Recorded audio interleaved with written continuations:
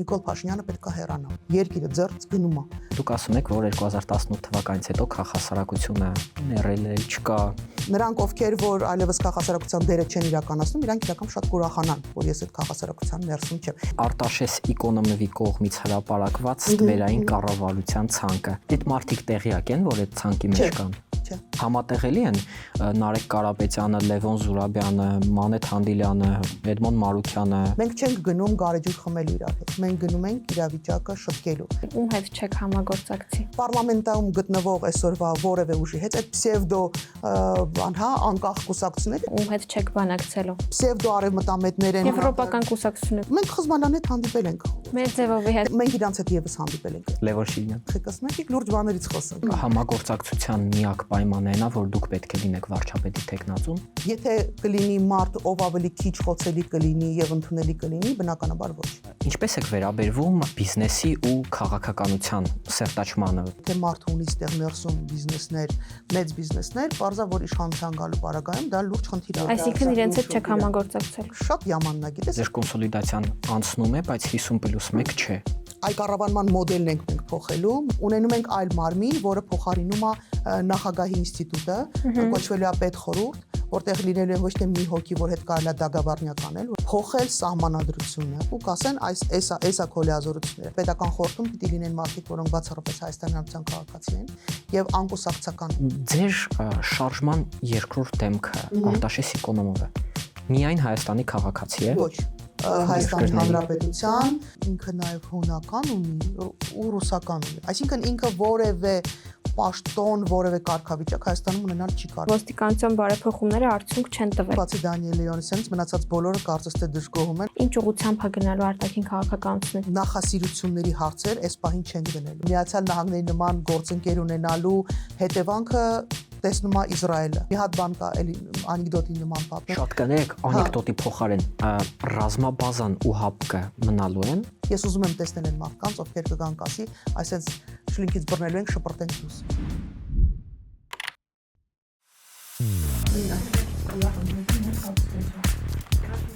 Օրինակի համար եմ ասում, մեր այսօրվա հյուրն է, չգիտեմ, վարչապետի տեխնացու բասկետբոլի Ստարեն Նահապետյանը։ Հանդիր։ Հոգով իրավապաշտպան Նինա Կարապետյանցը ուրիշ ձևի չի ստացվում ինձ մոտ։ Մենք սլենգով ենք խոսում Բաներ կա, որ պիտի խնդրեմ, ես լշտող եթե չհասկանաք։ Ճիշտ է, մեր երեխեքը ինձ բան են նախապատրաստում, ինչ որ բառեր սկսել եմ մտաբերել, բայց իմ համար բարդ է այդ սլենգը։ Բուրըն ծափարություններով ենք սկսում։ Ես։ Բարև ձեզ սիրելի ջենզիներ, սիրելի զումերներ, այսօրվա մեր հյուրն է ճանապարհորդություններ սիրող, մեքենա վարել սիրող, նժար սահմանադրական շարժման վարչապետի տեխնացու Նինա Կարապետյանցը։ Բարև ձեզ։ Ողջույն։ Բարի գալուստ քնտրել ձեզ։ Շնորհակալ եմ շատ։ Ոտքս խերով լինի, ինչպես ասում են ավանդաբար։ Շատ շնորհակալություն։ Տիկին Կարապետյանց, դուք ասում եք, որ 2018 թվականից հետո քաղաքասարակությունը ներել էլ չկա եւ այլն, բայց նաեւ ասել եք, որ Թավշահեղափոխության ժամանակ եւ հետո իրավապաշտպանները, քաղաքասարակության ներկայացուցիչները տեղափոխվել են իշխանություն որոշ մասը։ Դուք ինչու մնացիք։ Որովհետև ես սկզբունքորեն համարում եմ, որ քաղաքասարակությունը որպես պետության կարևորագույն բաղադրիչ ոչ պակաս դերակատարություն ունի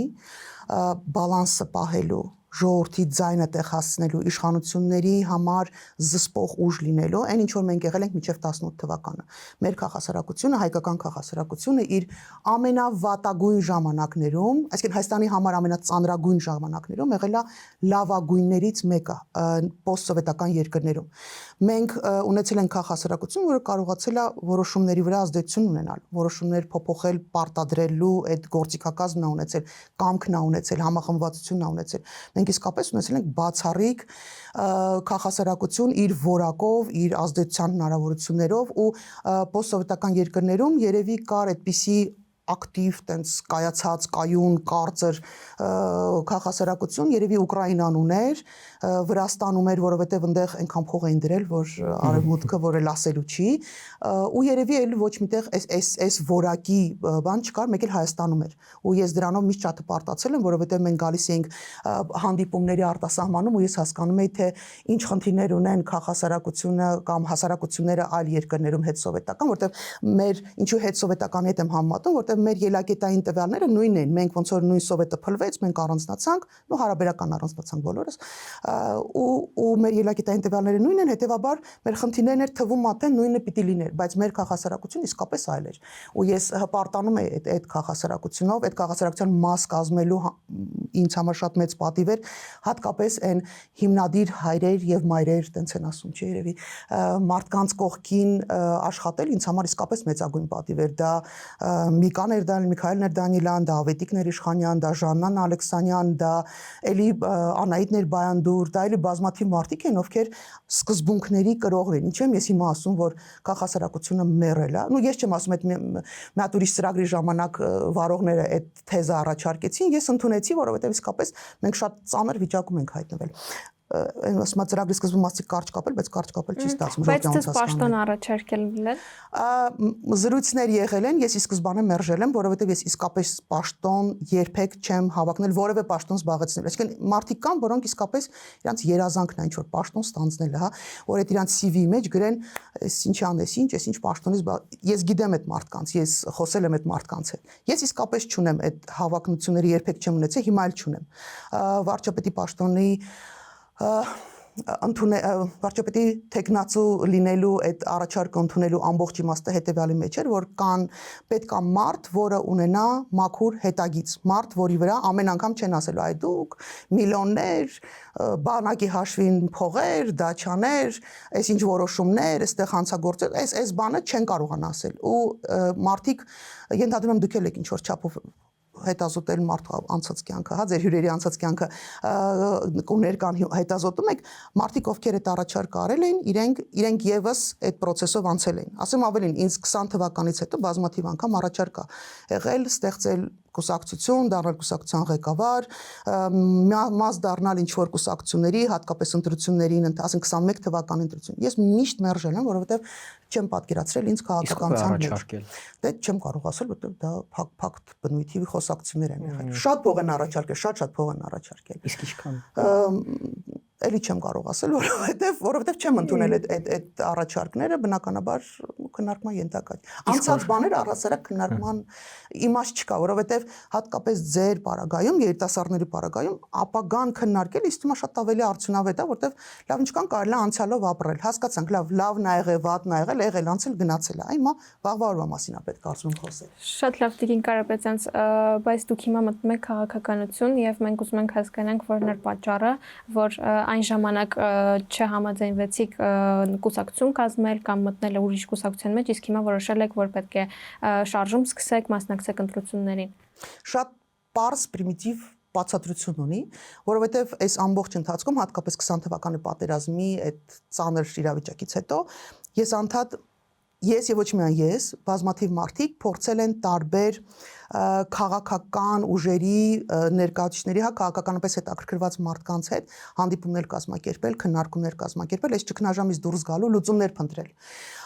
Ու այս բոլոր մենք հանդիպել ենք տարբեր թիմերով, տարբեր խմբերով, տարբեր մարդկանցով, բարբերաբար մեր ճանապարհները խաչվել են, հետո նորից բաժանվել ենք, ելի առանձին խմբերի հետ ենք աշխատել, բայց պարզվեց, որ ճնշող մեծամասնության հետաքրքրությունը կամ պարլամենտում հայտնվելն է, կամ որևիցե պաշտոն ունենալն է, ու կամ ցուցակում որևիցե տեղ զբաղեցնելն է այդ ընտրությունների գնալու, այսինքն գաղափար իդեա, որ ինչա պետք անել, որ Հայաստանը իսկապես այս ճգնաժամից դուրս գա, ոտքի կանգնի ու զարգացման ճանապարհով գնա, ոչ մեկի մոտ, ոչ մեկին դա հետաքրքիր չի եղել։ Այն բոլոր մարդկանց է, անուններ հիմա էլի չեմ տա, այս նկասի իսկ ու անուններ կտակ չեմ տա անուններ, որովհետև դրանք եւս եղել են փակ հանդիպումներ։ Մարդիկ կան, որոնք շատ ինչ ասեմ, հայտնի են, շատ ճանաչելի են, գուցե շատ սիրելի են, բայց այդ մարդկանց հետաքրությունը շատ փոքր է, շատ նեղ է, հա, գալ, ասում եմ մենք գանք լավ կկառավարենք, չէ, Ժորժ ջան, կոնկրետ մեծ պրոյեկտ, հայկական պրոյեկտ, որը թույլ կտա էականորեն բովանդակային նոր լեվելի մեջ հատկապես, որ մենք այն ճգնաժամի պերիոդում ենք ապրում, հա, երբ որ արդեն 1000 անգամ ձեր եթերում կարող ասած լինեն, որ փլուզվում են համակարգեր, նոր համակարգեր են գալի, գումարած դրան տեխնոլոգիաների զարգացումը այնպիսի փուլ է մտնում, որ մենք 5 տարի հետո լրիվ ուրիշ աշխարհում ենք ապրելու ու մենք չենք կարա ամեն անգամ այդ պոեզդից ուշացած հետևից վազողի դերում լինենք։ Մենք մի անգամ պիտի ճիշտ որոշում կայացնենք, այդ ընթացքի մեջ պոեզդը մտնենք ու գնանք, ասում եմ, մի անգամ եկեք ճիշտ նորմալ որոշում կայացնենք։ Բայց դուք որ գնում եք քաղաքականություն, ովքեր են մնալու քաղաքասարակության անդամներից, դուք կարկառուն դեմքերից եք, չի դուժելու արդյոք քաղաքասարակությունը։ Ասում կարկառուն իհարկե շնորհակալություն, բայց գիտեք, ասում այն ով մնացել է քաղաքասարակության ներսում, մի մասը շատ կտխրի, որովհետև համաձայն եմ, որովհետև շատ դեպքեր է լինում, երբ որ ավելի երիտասարդ մարդիկ, հա, ավելի քիչ ճանաչելի մարդիկ ինչ որ առիթով օրինակ պիտի ասուլիս անեին ու իրանց, ասենք, ծանր հրետանի էր պետք ու խնդրում էին գալ մասնակցել, որպեսզի ավելի տենց ջղային ինչ որ միջավայր ստեղծվի, իրանք իհարկե կտխրեն։ Նրանք ովքեր որ այլևս քաղաքասարակության դերը չեն իրականացնում, իրանք իրական շատ կուրախանան, որ ես այդ քաղաքասարակության ներսում չեմ։ Բայց մի կարևոր բան է, քաղաքասարակությունը մեր մոտ տպավորություն է, թյուր տպավորություն է ստեղծվել, որ դա ամենակ ՀԿ-ներն են, ու ՀԿ-ների նախագահներն են կամ այդ ծրագրերի ղեկավարներ, ոնց է, չգիտեմ, այնտեղ Դանիելյան ոնց է, պաշտոնը։ Ծրագրերի համակարգող։ Ահա, դա ոսմակ իմանաս։ Այդպես չի։ Քաղաքասարակությունը ինքը ավելի լայն հասկացություն է։ Քաղաքասարակության մեջ մտնում են նաև կուսակցությունները, մտնում են նաև, չգիտեմ, կրոնական կազմակերպ, բոլորն են մտնում քաղաքասարակության մեջ։ Հետևաբար քաղաքականությունը եւս քաղաքասարակության մի մաս կարա կազմի, եթե դու իշխանություն չես, քանի դեռ դու իշխանություն չես, այսպես ձևավորեմ։ Մի անգամ էլ հիշեցնեմ են կարճ պատասխանները, որովհետև մենք ընդհատում ենք, մեզ են վատ կոմենտներ գրում, թե ինչ եք ընդհատում։ Դե կարճ չի ստացվում, հարցերը այնքան լուրջ են, որ ձեր սերնդի համար մի քիչ հարցի պատասխանը կարող է երկար լինի, որովհետև քանի որ դուք անդադար բաներով եք, ռիլերով եք նայում էլի բաներով, ձեր դաշտը մի քիչ ավելի ես շատ սիրում եմ ձեզ պաշտելու աստիճանի սիրում եմ այս սերունդը, որովհետև դուք իսկապես այլ մտածողություն ունեցող եք ու դա շատ ինձ ինչն է շատ հուսադրում, որ ձեր գալու պարագայում մենք իսկապես որակական այլ մոտեցում ենք ունենալու մեր պետության կառավարման, ստեղծման, արարման տեսանկյունից, հիմա մեր որպես ավակ սերունդ ֆունկցիան ինչի մեջ է, որ մնալ, ստեղծել հիմքերը, ճիշտ հիմքերը ստեղծել, որ հետո ձեզ փոխանցեն, դուք արդեն նորմալ կանեք, բայց շատ կարևոր է, որպեսզի հարցի պատասխանը ինչի կարճ չի ստացվում, որպեսզի հասկանան ինչ նախապատմություն ունի, ինչի է սենս, որտեղ եթե ես հիմա կարճ ասեմ այո կամ ոչ, մարդկանց մոտ թյուր տպավորություն կստեղծվի, ոչ որովհետև ինչու եւ այո որովհետև ինչու։ Շատ լավ, օրինակ դուք ասում եք, որ քաղաքասարակության են ներկայացուցիչները, ովքեր հիմա իշխանությունում են, մոտավորապես դարել են այն կամ անում են այն, ինչի դեմ պայքարել են։ Մտավախություն չունեք, որ դուք էլ քաղաքասարակությունից տեղափոխվեք իշխանություն, ձեր հետ է նույնը տեղի կունենա։ Չեմ կարծում, ավելի շատ վստահ եմ, որ ոչ, որովհետև այն սկզբունքները, որոնցով մենք առաջնորդվել ենք քաղաքասարակությունում, որը դրված է օրինակ իրավապաշտպանության հիմքերում, ես այդ ամենը լուրջ եմ ընդունել։ Ես լուրջ եմ ընդունել, որ օրինակ խոսքի ազատությունը դա սկզբունք է, դա այն ֆրեյմն է, որի մեջ տեղավորվում է մնացած ամեն ինչը։ Այսինքն ես պատրաստ չեմ զիջել այդ իրավունքները, այդ ֆունդամենտալ իրավունքները ու սկզբունքներից դուրս գալու, պատրաստ չեմ որևէ պարագայում։ Ու ես իմ գործընկերներին էլ, իմ թիմակիցներին էլ բացատրել եմ, որ Ժորժ ջան, ես իմ հոգու խորքում մնում եմ իրավապաշտպան։ Այո, քաղաքականությունը ինքը այլ բնույթի գործունեության տեսակ է, բայց իրավապաշտպանությունը, եթե մարդը լուրջ է ընդունել ու դա քո ոչ թե աշխատանքն է, այլ երբ որ դա քո ապրելակերպը, մտածելակերպն է, դա ուրիշ պատմություն է։ Ինչու եմ համոզված, որովհետև ինձ համար նա սկզբունքորեն տարբերություն չկա։ Դա խախտվի օրինակ Ռոբերտ Քոչարյանի ու իր թիմակիցների իրավունքները, թե Սերժ Սարգսյանը, այդ մարդիկ են, ում ես ոչ թե քննադատել եմ, այլ ծեփել եմ պատերին ու փռել եմ ասֆալտին բոլոր ժամանակներում, հասկանում եք, բայց եթե խախտվել, եթե մարդուն բռնության են ենթարկում, ինձ համար իսկապես կարևոր չի դա Լևոն Քոչարյանն է, թե ՀԱԿ-ի ներկայացուցիչն է, թե, չգիտեմ, նույն ԿՊԱ-կանը լինի։ Նույն ԿՊԱ-կաների վերաբերյալ ես քիչ մարդկանցից եմ, ովքեր ասել են, այդ թվում նաև հանդիպման ժամանակ Նիկոլ Փաշինյանի ու թիմակիցներին եմ ես ասել, որ ես քիչ մարդկանցից եմ, ովքեր կանգնելու են ձեր եւ ամբողջի արանքում ու թույլ չտան, որ ձեզ ծեփեն պատերին, փռեն ասֆալտին, որովհետեւ դուք պիտի պատասխանատվության ենթարկվեք օրենքի դաշտում դուք պիտի դատվեք, բայց դուք չեք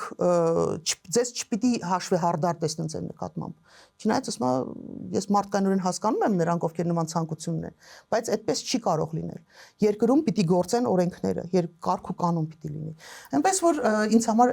չեմ կարծում, որ մենք տեսել ենք, որ դուք բոլոր իշխանությունների ներկայացուցիչներին հավասարապես քննադատում եք իրենց արարքների համար, ու նաև ձեր կյանքը կենսագրություն ուսումնասիրելուց տեսել ենք, որ հայտարարություն է կարել այսպիսի, որ ժողովրդի 60%-ը չգիտի ում ընտրի, հիասթափված է բոլորից, այդ 60%-ի մեջ եք փնտրում ձեր ընտրողին, կամ կարծում եք, որ այդ 60%-ի մեջ գտնեք են մարդկանց, ովքեր որ ձեզ ձայն կտան ու կհաղթահարեք են մինիմալ շեմը, որը որ սահմանված է։ Հանուն արդարության մենք ի սկզբանե սա մեծամտություն չի, սա, չգիտեմ, զվեզդը տարած վիճակ չի, էլի։ Մենք չենք գնում ցածր շեմը հաղթահարելու։ Մենք իսկապես փորձում ենք համախմբել բոլոր այն ուժերին, որոնք գիտակցում են, որ Հայաստանին լուրջ ու խորքային փոփոխություններ են պետք։ Դա է պատճառը, որ մենք օրինակ կուսակցություն չենք հիմնադրել եւ չենք հիմնադրելու։ Մենք կուսակցական ծրագիր, պրոյեկտ չունենք։ Մեր պրոյեկտը վերկուսակցականը, մեր պրոյեկտները, մեր գաղափարը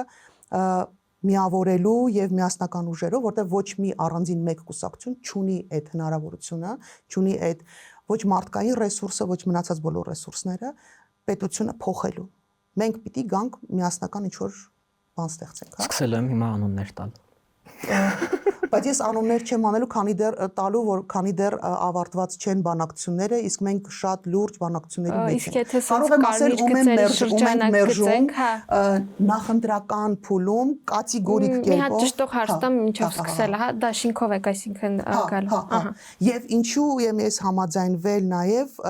վարչապետի տեխնացու լինելու, որովհետև երբ հավաքվում են տարբեր կուսակցություններ, մի կուսակցություն ասում է ես ավելի հին եմ, մյուսը ասում է ես ավելի հարուստ եմ, մյուսը ասում է մեր հնարավորությունները կապերը, գիտեք, ասում ենք ուրիշ ձևի կուսակցություն։ Ու երբ որ այս հայտնի հարուստ ու մնացած բանը կուսակցություն ինչ որ մեկին առաջնորդ են առաջարկում իրանց մեջից, սկսում ասում է բան չի ինքը ոչ թե ես, բան չի իրանց մոտից, բան չի ցուցակ։ Երբ որ մարդ է լինում, որը նեյտրալ է, որը գալու է ինչ որ ժամանակ ու հետո հեռանա, որովհետև իրան 100 տարի մնա այս process-ը պետք չի, այսինքն ոչ թե պետությունը պետք չի, այլ քաղաքական process-ների մասնակցությունը պետք չի։ Գալու է զուտ մի պրոյեկտ անենք, վերջացնենք ու արդեն հանձնեն մնացած բոլորին։ Այստեղ ավելի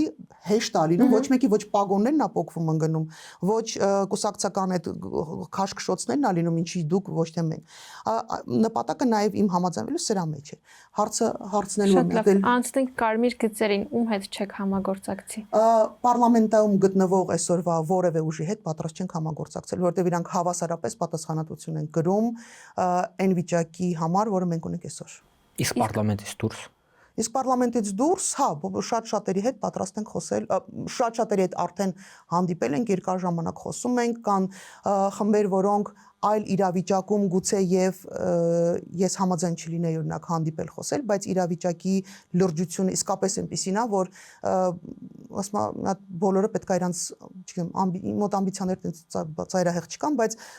ինչ որ բաներ պետք է մի կողմ դնել ու հասկանալ, որ մենք գնում ենք ժամանակավորապես, գալիս ենք ինչ որ հարցեր լուծելու, հետո կգան ժողովրդին այդ փոփոխություններ անելուց հետո կգան ժողովրդին կհամոզեն աճ կգնան, ձախ կգնան, հյուսիս կգնան, հարավ կգնան, չգիտեմ, Տոգոյի հանրապետությունը համագործակցությամբ ինչ ուզում կհամոզեն ժողովրդին, կստանան, կքվեն այդ փոփոխություններից հետո։ Աստված իրեք գնացեք, ասում եմ, ձեր պլանները իրականացրեք։ Իսկ պարլամենտից դուրս ում հետ չեք համագործակցի։ Ասենք ասոցացվող, աֆիլիացվող, դե աֆիլիացվող, դե բարձա, չէ, այնտեղ մարդիկ կան, ովքեր ունեն կուսակցություններ, դերակատարումներ, տեն շատ լուրջ օրինակ։ Դե չէ, անուններ հիմա չտամ, որովհետև մեր հանրապետությունը մենք այնքան մեծ առավելություն ունենք որպես փոքր պետություն, բոլորը ու ցանցային ժողովուրդ։ Մենք բոլորս բոլորին ճանաչում ենք։ 15-20 րոպե ժամանակ տվեք, ցանկացած մարդու, այ եկեք sense Facebook-ը բացենք, sense թերթենք, պատահական մեկի վրա մատը դրեք, 15 րոպե հետո մենք բոլորս ինֆորմացիա իր մասին կիմանանք։ Այսինքն հնարավոր չի չտեսնել, որ այս մարդիկ աֆիլիացված են ինչ-որ խմբերի հետ։ Դե պարզա որ չէ, էլի։ Ու դա շատ հին փորձված մեթոդ է։ Երբ որ այն ուժերը, որոնք, տեսեք, նախորդ իշխանությունները մեղմ ասած բան չեն արել, բարեխիղճ չեն կառավարել մեր երկիրը, շատ մեղմ ասած։ Եվ իրանք շատ մեծ բաներ ունեն կորցնելու։ Եվ պարզա որ իրանք իրանց առաջի դեմքերով չեն կարողանում գալ հասնել իշխանության, իրանք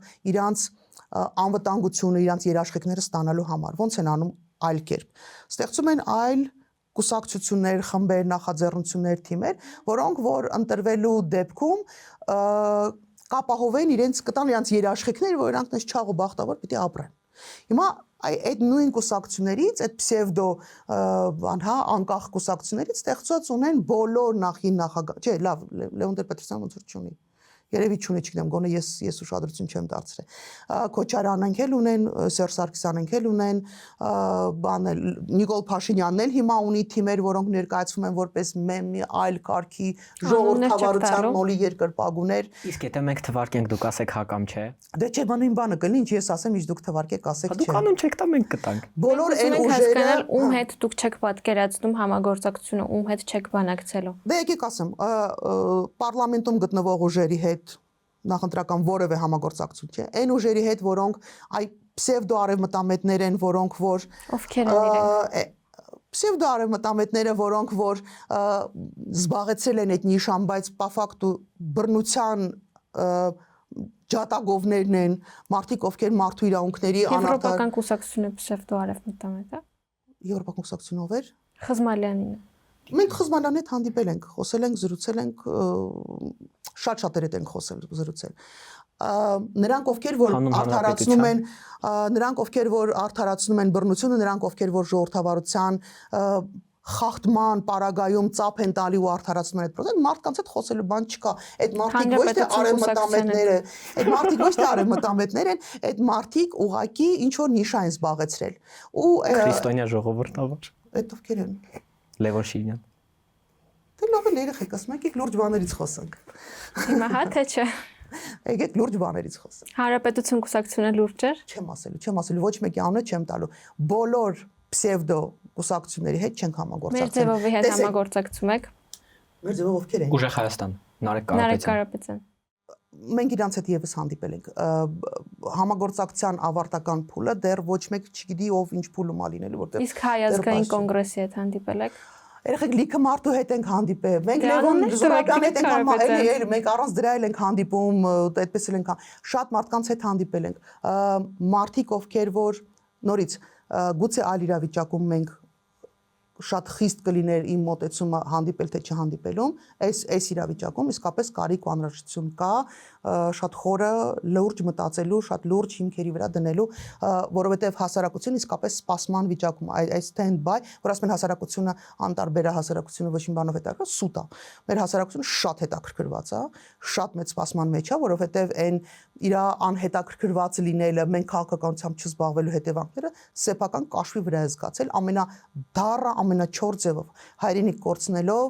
զոհեր տալով ու հետևաբար սա լուրջ պատասխանատվության հարց է լինելու։ Այս ընտրությունները իսկապես շատ լուրջ են լինելու ու սպասումը կա։ Իսկ համագործակցության միակ պայմանը այն է, որ դուք պետք է լինեք վարչապետի տեխնացում։ Եթե կլինի մարդ, ով ավելի քիչ խոցելի կլինի եւ ընդունելի կլինի, բնականաբար ոչ։ Դուք տեսնում եք այդ մարդուն։ Ինչպես իմ գործընկերներն են ասում, դեռ չենք գտել այդ մարդուն, որով կարելի է փոխարինել։ Նորից իմ համար երբեք ինքնանպատակ չի եղել որևէ պաշտոն զբաղեցնելը։ Իսկ օրինակ Արման Թաթոյանը ձեր համար քիչ խոցելի անձնավորություն չի։ Պարոն Թաթոյանի հետ կխոսեք, ինքը կասի, թե իրեն ինչի համար են թիրախավորում։ Ես պարոն Թաթոյանին որպես մասնագետ խոսել եք արդեն, հա, դու ենթադրում եմ, որ ինքը ասել է ու կարծում եմ ճիշտ չի։ Նա կարևոր հարց է։ Նոր ստեղծված ուժերի վերաբերյալ խիստ քննադատողական ու այն միջև որոշակի փուլ բնականաբար զրույցներ խոսույթ տարածելը ճիշտ չեմ համարում։ Կգա մի փուլ, որտեղ մենք արդեն ավարտած կլինենք մեր բանակցությունները, զրույցները, խոսակցությունները, դրանից հետո բնականաբար սկսվելու է քաղաքական process-ը։ Ես պարոն Թաթոյանին գնահատում եմ որպես շատ բարձր որակի իրավաբան։ Մենք միջև այս քաղաքական process-ները սկսելը էլի առիթներ ունեցել ենք հանդիպելու աշխատանքային, մասնագիտական կիսաքաղաքական հանդիպումներ ենք ունեցել պարոն Թաթոյանի հետ, ժամանակը ցույց կտա ինչ ենք անելու, ոնց ենք անելու։ Շատ լավ, մեր ձեռքի տակ մի հատ շատ հետաքրքիր փաստաթուղթեր են գե, ու փաստաթուղթ չէ հրապարակում, հիմա ես գտնեմ Արտաշես Էկոնոմովի կողմից հրապարակված ստվերային կառավարության ցանկը։ Դուք հիշում եք, չէ՞, ցանկը։ Կարդացել եք։ Հա, իհարկե։ Այդ մարդիկ տեղյակ են, որ այդ ցանկի մեջ կան։ Չէ։ Այսինքն դա խոսած դա պայմանավորված փաստաթուղթ չէր։ Սա քաղաքական այս process-ների այսպես գործիքներից մեկն է։ Հրապարակումներ անել, տրամադրություններ շոշափելու նաև տեսանկյունից դա Բայց ձեր համար նորմալ հնարք էր։ բոլոր անունները այնտեղ ընդունելի էին։ Նորից վերադառնում ենք էմփուլին, որ կան իրավիճակներ, երբ որ դու չես քո սիմպաթիաներով մենք չենք գնում գարեջուր խմելու իրար հետ։ Մենք գնում ենք իրավիճակը շտկելու եւ կա իրավիճակներ, որտեղ դու կարող ես մի սեղանի շուրջ նստել մարդկանց հետ, ում հետ մեղմ ասած այդքան էլ համախոհ չես եղել շատ տարբեր հարցերի շուրջ։ Իսկ օրինակ ձեզ համար լավ մի հատ նայենք, օրինակ համատեղելի են Նարեկ Կարապետյանը, Լևոն Զուրաբյանը, Մանեթ Հանդիլյանը, Էդմոն Մարուքյանը, Արման Թաթոյանը, Համատեղելի ասելով ինչ ենք բանը Միքայել Նապետյան։ Նու երբ որ կառավարությունից է նույն կառավարության մեջ, նույն տանիքի տակ որպես կառավարություն այդ մարդիկ վերադառնում ենք հետ։ Կան իրավիճակներ, օրինակ պատկերացեք ձեր շենքում հրդեհ է լինում ու դուք 4-րդ հարգի հարևանին չեք սիրում, 6-րդ հարգի հարևանից զզվում եք, բայց շենքը ընդհանուր վառվում է ու ձեզ պետք է մոբիլիզացնել ձեր ուժերը շենքի բոլոր տարեցներին, երեխաներին,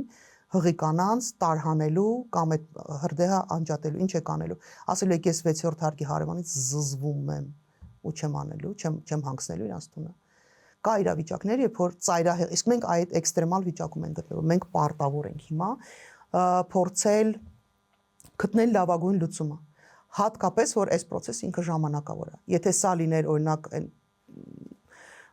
նույն տրամաբանության մեջ, որոնք հերթական ընտրություններ գալիս են 5 տարով, այդպես չի։ Մենք առաջարկել ենք մորատորի մեր բոլոր, այսինքն ժամանակավորապես դադարեցնել մեր բոլոր քաղաքական, այսպես գաղափարները, հա, նախասիրությունները, ասենք ռուսամետություն, արևմտամ, այս ամեն ինչի վրա առաջարկել ենք դնենք մորատորի։ Որովհետև այս 3 տարին, որը մենք ունենք, համընկնում է Տրամպի 3 տարվա հետ, իրենց հետաքրությունների հետ, սա այն լուֆտն այն 3 տարին, որը մենք ունենալու ենք հարաբերական անդոր ունենալու համար, եւ այս 3 տարին է, որ մենք կարող ենք օգտագործել մեր պետության հիմքերը, նոր հիմքեր դնելու, նոր ելակետային տվյալներ ստեղծելու համար, նոր սկիզբ դնելու համար։ Ու այս պայմաններում ասել, որ ես օրինակ Էդմոն Մարուքյանի հետ ինչ որ հարցերում համաձայն չեմ կամ չգիտեմ Մանեթ Հանդիլյանենց կուսակցության հիմնադիրը կամ չգիտեմ, ասենք Ռուբեն Վարդանյանը ռուսական բիզնեսի ներկա, այս պարագայում դա հիմարություն է, տոտալ հիմարություն է։ Իհարկե մենք հասկանում ենք, որ սա չի կարող լինել այն երկարատև, այն կայուն, կարծր, հա, թիմը, բնականաբար, բայց կան հարցեր, որտեղ գիտակից մարդիկ պարտավոր են իրենց հաշիվ տալ։ Երկիրը ձեռք գնում է։ Մենք այս երկրի այս անկումը կանգնեցնում ենք, թե նստած ասում ենք, չէ, ես սրան սիրում եմ, սրան չեմ սիրում, սրա հետ վերջապես ասում եմ, սա ոչ ընտանիք կազմելու, ոչ կուսակցություն կազմելու, ոչ, չգիտեմ, բիզնես իրար հետ հիմնելու, սա լուրջ հայկական պրոյեկտ է։ Մենք կամ պատասխանություն վերցնում ենք մեր վրա, կամ ասենք ինչ ասում, բեզարած ապրում ենք։ Իսկ ձեր կարծիքով էս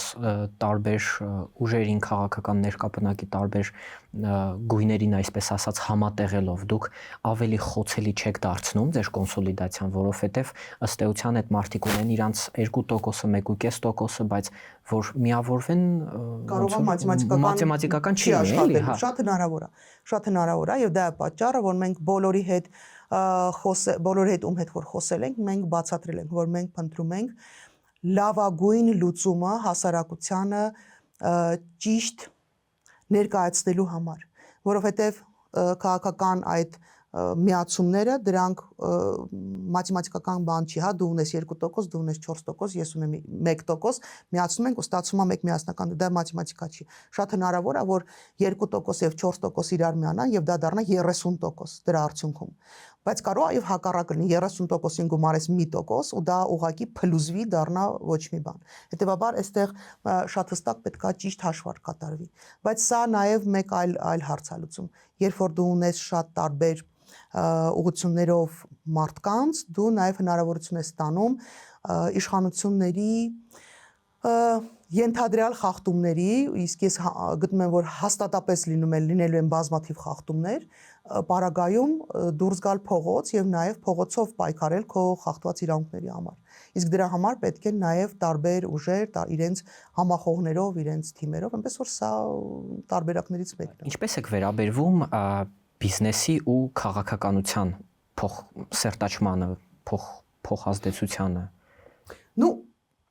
Շահերի բախում կա։ Բնականաբար կա շահերի բախում, որովհետև եթե մարդը ունի ստեղ ներսում բիզնեսներ, մեծ բիզնեսներ, բարձա որ իշխանության գալու պարագայում դա լուրջ խնդիր է առաջացնելու։ Շահերի բախում, այսինքն դու որպես որոշում կայացնող եւ մյուս կողմից էլ քո անգամ եթե դու ինչ որ տենց կառավարման, հատուկ կառավարման ես հանձնում քո բիզնեսը, բնականաբար ազդեցության ինչ որ ծավալ լինում է։ Դա նաեւ պատճառը, որ մենք ուզում ենք, որ առնվազն գոնե այս փուլում մենք հնարավորություն ունենանք այդ կարգավորումները ինչ ենք առաջարկում նաև Նինայի տեխնացությունը, որովհետև Նինան չունի կուսակցություն, չունի բիզնես հետաքրքրություններ։ Տիկին Կարապետյանց, բայց ես ենթադրում եմ Արենես հարցը տալիս է ոչ թե ձեր համար, այլ օրինակ Սամվել Կարապետյանենց ուժի համար, քանի որ իրենք ունեն փոխկապակցվածություն ռուսական կապիտալի հետ կապված։ Հենց դրա համար մաս, եւ ոչ միայն ռուսական կապիտալի։ Դա ձեր համար ընդունելի է։ Չէ, ինձ համար էլի խնդիր է, ես համարում եմ, որ դա շատ լուրջ խնդիր է։ Այսինքն իրենց հետ չեք համագործակցելու։ Շատ yamanն է, գիտես, ասում ամեն անգամ ես սիրում եմ սենց երեխեքի։ Մենք հանդիպումներ ունեցել ենք, քննարկումներ ունեցել ենք, դեռ վերջնական որոշում չկա, այո, ինձ համար խնդիր է։ Ես կարծում եմ, որ իրենց մոտ կան մասնագետներ, որոնք որ կարող են ոչ թե կարող են, այլ բացառիկ պրոֆեսիոնալ են իրենց ոլորտներում եւ իրենք կարող են ունենալ որոշակի նիշաներ, որոնք կարող են արդյունավետ կառավարել։ Սա ի սկզբանե միջև իրանց հանդիպելն էլ ես այս կարծիքը ունեի, բայց ամբողջությամբ իշխանության գալ դա խնդիր է։ Խնդիրը ինչպես որ այսօր օրինակ ոնց անունը, մականունը հիշում եմ, անունը չէ, Սուքյասյանենց օրինակ մասնակցությունը, Խաչատուր Սուքյասյանենց մասնակցությունը բանում պարլամենտում ինձ համար օրինակ խնդիր է։ Արսենյանենց մասնակցությունը ժամանակին ինձ համար խնդիր էր, էլի բազմաթիվ բիզնեսմենների նույն տրամաբանությամբ Ռուբեն Վարդանյանի հետ ինձ համար խնդիր է։ Դրսում մեծ կապիտալ ունեցող մարդկանց պարագայում դա բավականին պրոբլեմատիկ է։ Դա է պատճառը նաև, որ մենք գտնում ենք, որ իրենք չեն կարող լինել առաջի դեմքի կարգավիճակով։ Այսինքն կարող են լինել ցուցակի լավն է, ես չեմ 10-րդ անդամ օրինակ։ Իրենց կարողությունները, իրենք իսկապես, նայեք, միլիարդանոց բիզնեսների կառավարումը դա ենթադրում է, որ դու պիտի ունենաս կառավարման մեծ հմտություններ, քթածակ, բանակցելու կարողություններ ու իրանց թիմում իսկապես կան մարդիկ, ովքեր բացառիկ պրոֆեսիոնալ են։ Ես դա ասում եմ ոչ թե որովհետև ինչ որ տենց կապեր ու ծանոթություն ունեմ, այլ գիտեմ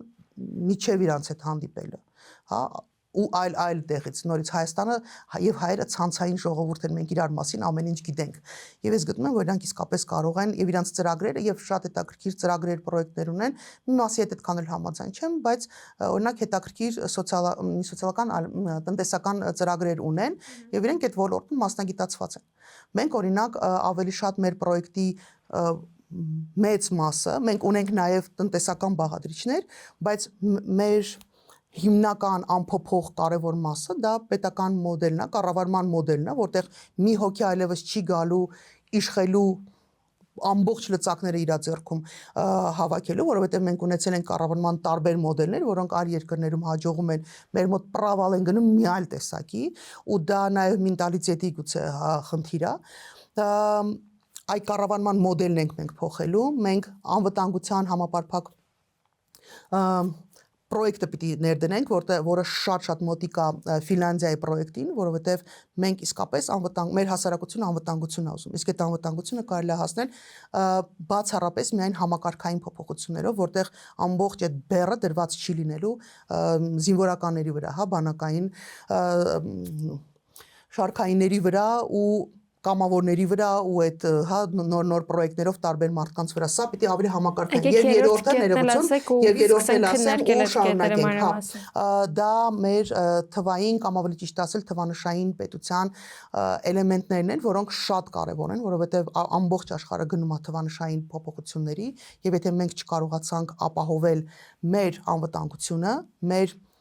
ինքնիշխանությունը թվային ինքնիշխանությունը, մենք դառնալու ենք հերթական ինչ որ մեկի մաս։ Ոնց որ անվտանգության այլ բաղադրիչներում մենք դառանք ուրիշի ձեռքում խաղալիք ու մեր համակարգերը չաշխատեցին, երբ որ դա մեզ պետք էր, հիմա էլ նորից հայտնվելու ենք նույն իրավիճակում։ Այնպես որ այս 3 մեզ համար ամենակարևոր հարցերը այս 3-ն են։ Մնացած հարցերը բխում են այստեղից եւ շատ հեշտ մնացածը պայմանավորվելու վրա է։ Իսկ վերցնենք մի օրինակ, երբ ձեր կոնսոլիդացիան անցնում է, բայց 50+1 չէ։ Ու ընդամենը մնում է խորհրդարանում։ Որն են ձեր հետագա քայլերը, ինչ եք անելու։ Օրինակ հնարավոր է համագործակցություն, ասենք օրինակի համար, միանաք ԿՓ-ին, որ Քոչարյանը չանցնի կամ կոալիցիաներ կկազմեք։ Ինչն է ձեր նախընտրականը մի կատեգորիայի մեջ է մտնում, հետընտրականը դա ուրիշ կատեգորիայի մեջ է մտնում։ Որևէ մեկը այսօր չի կարող ասել, թե հետընտրական փուլում ովքեր կլինեն պարլամենտում եւ ինչ իրավիճակ կլինի։ Նիկոլ Փաշինյանը պետք է հեռանա։ Նիկոլ Փաշինյանը չի կարող շարունակել կառավարել։ Նիկոլ Փաշինյանի կորցանարար process-ը եւ ՀՅԴ-ն անցել եւ ԿՊ-ն անցել։ Հիմա ՀՅԴ-ի հետ կոալիցիա կկազմեք, որ իշխանության չկա Նիկոլ Փաշինյանը։ Որովհետեւ այս կարողաներով պատկերացնում եք, քանի հատ կարողայի տարբերակա տալի, ասում եմ Եկեք օրինակը քննարկենք։ Նիկոլ Փաշինյանը չի կարող շարունակել կառավարել, որովհետեւ իր կորցանարար հակապետական հակազգային գործունեությունը չի կարող շարունակություն ունենալ Հայաստանում։ Այնպես որ հետ ընտրական փուլում բանակցությունները իրենք ունենալու են այլ ֆորմատ, այլ բովանդակություն եւ շատ կարեւոր կլինի, թե ովքեր կլինեն պարլամենտում եւ ինչ տեսակի զրույցներ ու խոսակցություններ կլինի։ Մեզ համար շատ կարեւոր է, որ լինի փոփոխություն, բովանդակային, որակական փոփոխություն։ Ոստեղից կերևա, թե մարդիկ մտածում են իրանց պաշտոնների մասին, իրանց թակավոր դառնալու մասին, թե իսկապես ուզում են պետության ներսում այնպիսի փոփոխություն, որը մեզ հնարավորություն կտա զարգանալու։ Այս թակավորն ասեցիք, մի հատ հետաքրքիր միջադեպ հիշեցի։ Տեսնում ենք, որ ձեր ուժը գալիս է իշխանության որոշ կարգեր փոխելու համար, ընտրական բարելավումներ անելու համար, ու նման տեսակի եւս մեկ ուժ, բոլորին դեմեմը եւս գալիս է ընտրական կարգեր փոխելու համար, համակարգը փոխելու համար։ Դուք այդ ընթացքում կոնֆլիկտ եք ունեցել իրանց հետ, որն է ձեր ու իրենց միջև տարբերությունը, հնարավոր է արդյոք նաև ձեր համագործակցությունը միմյանց հետ։ Քանի որ բոլորին դեմ արդեն հրապարակել է իր տեքստը, հա, ինչ են ուզում անեն իրենց գործնեության պլանը, գործողությունների, ուրեմն իրենք գալիս են 100 օրով, իրենք գալիս են պարլամենտում 1%, այսինքն ընտրական օրենսգրքում 1% շեմը իջեցնելու, որ բոլորի ձայները հաշվարկված լինեն։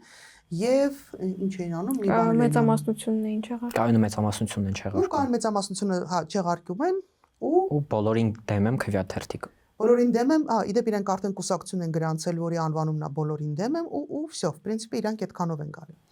Մենք ասում ենք, որ փաստորեն իրենք թողում են սահմանադրությունը նույնը։ Պատկերացնում եք, սահմանադրությունը մնում է սուպերվարչապետական սահմանադրությունը, Սերժի կոստյում, պալտո, մնացած բոլոր հագուստները մնում են նույնը։